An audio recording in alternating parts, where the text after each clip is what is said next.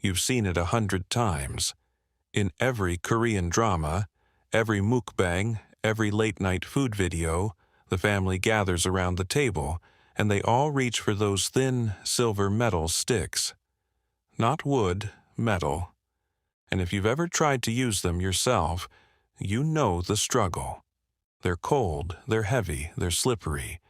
That single bean keeps sliding away no matter how hard you try, while the person across the table picks up a grain of rice like it's nothing. So you can't help but ask, why metal? Every other chopstick culture on Earth uses wood or bamboo. Japan, China, Vietnam, light, warm, easy to grip, and honestly, just easier to eat with.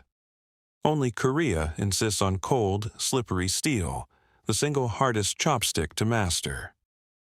Why would an entire country choose the most difficult possible tool and stick with it for over 1,000 years? Follow that one small question, and it takes you somewhere you'd never expect. A 1,500-year-old royal tomb, a palace haunted by poison, and a nation clawing its way out of poverty. That cold little stick in your hand holds a much longer history than you'd think. Let's start with the answer you've probably heard. Ancient kings feared poison, so they ate with metal. This story is half true and half misunderstanding. For a king in the Joseon dynasty, a meal was never just food. It was a daily danger. Poison was the quietest weapon in the court. A pinch of powder in the soup could topple an entire dynasty. So the king's table was set with silver, because people believed silver turned black the instant it touched poison. The silver spoon wasn't tableware, it was a poison detector. But here's the twist. Silver doesn't actually react to most poisons like arsenic at all. What turns silver black isn't poison, it's sulfur, the kind found in garlic and eggs.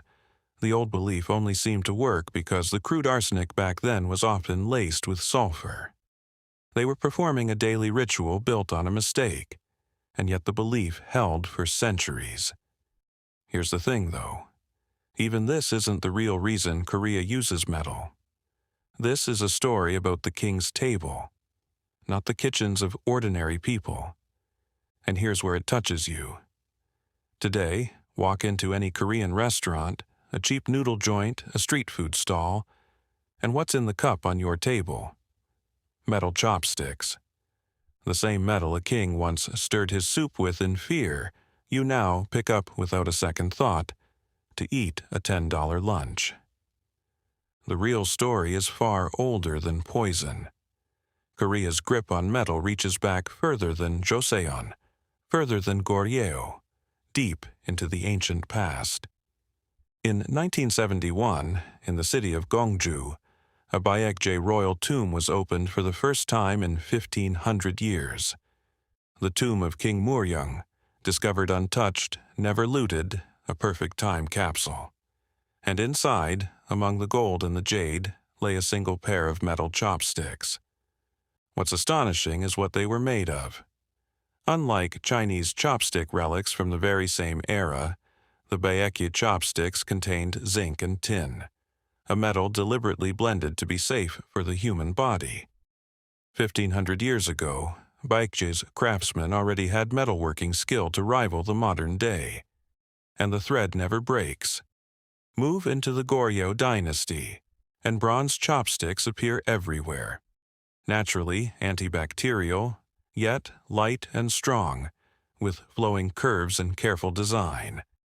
By then, metal chopsticks were already becoming everyday objects across the peninsula. So for over 1,000 years, Koreans never once let go of metal. Not because they feared poison, not for show. There had to be a deeper reason, something that made metal the only answer. And that reason wasn't in the palace. It was in the kitchens of ordinary people. Look at an ordinary Korean table. There's soup, there's stew, bubbling.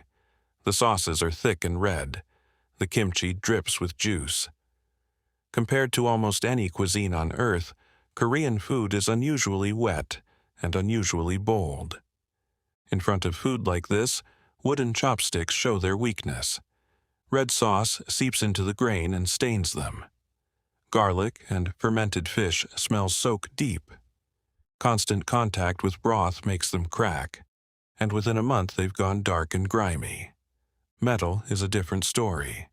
Red sauce hits it, and you just rinse it off. No stain, no smell. Germs hide in the scratches of worn wood, but smooth metal just wipes clean. Boil it to sterilize it, and it comes out fine.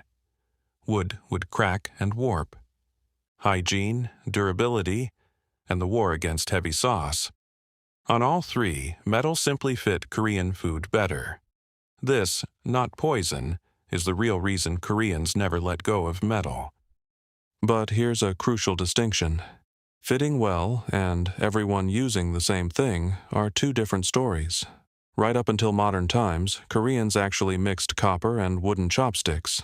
Metal was still precious. It wasn't yet for everyone. For 50 million people to all hold the identical stainless steel chopstick, one final blow was needed.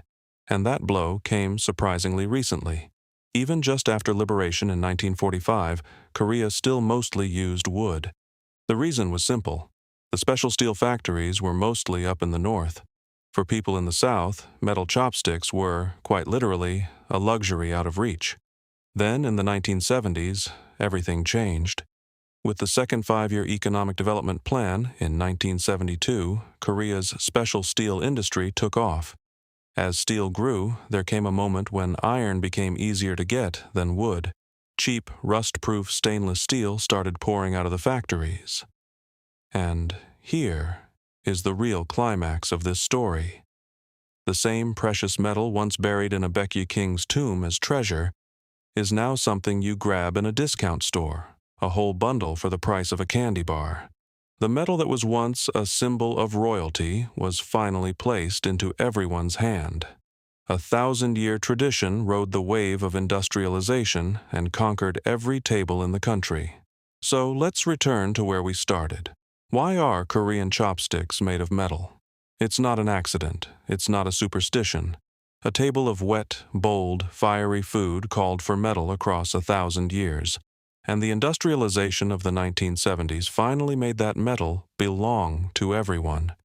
From a Baekje craftsman to a modern steel mill, it's one long, unbroken thread.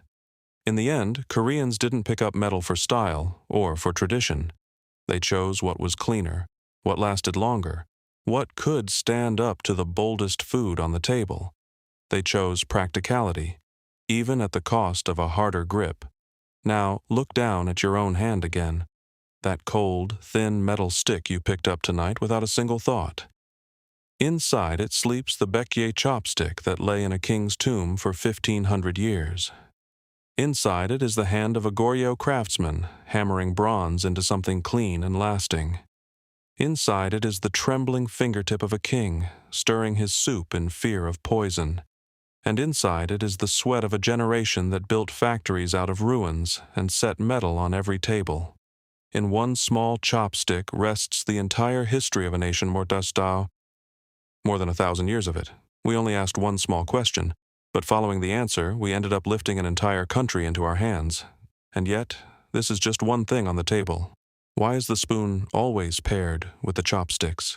Why is the rice bowl metal too? Why did each person get their own little table? The Korean table is full of tiny mysteries, things that look so simple until you look closer. And we've only just picked up the very first chopstick.